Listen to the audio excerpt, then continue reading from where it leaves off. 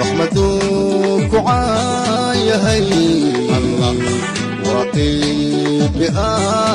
runtii wacan oo wanaagsan daawadayaal idinkiiba meel kasta aad joogtaanba kuna soo dhawaada barnaamij gaar ah oo shabakada wararka ee mahiganews.com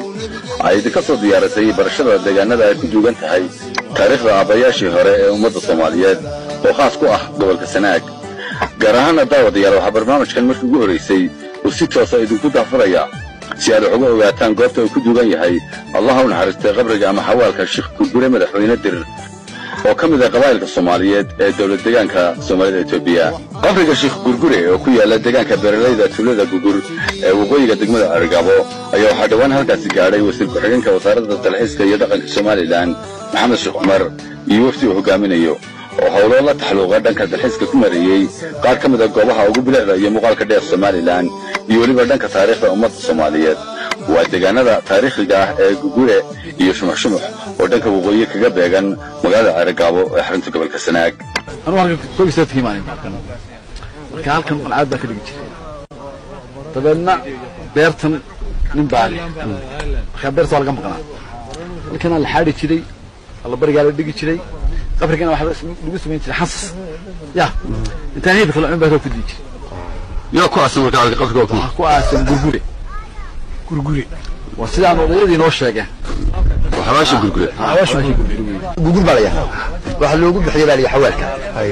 marka odayada hore weey waxay yiraahdeen xawaalka wuxuu ahaa Gurgure waxa tabadna saasa Gugur أعوذ بالله من الشيطان الرجيم بسم الله الرحمن الرحيم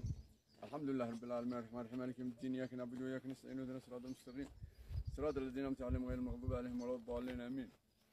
waxaan joognaa ilaahay qabriga ha u nuuro oo ilaahay maxaan ku raadayay darajaat ul-ula fi janna ha geeyo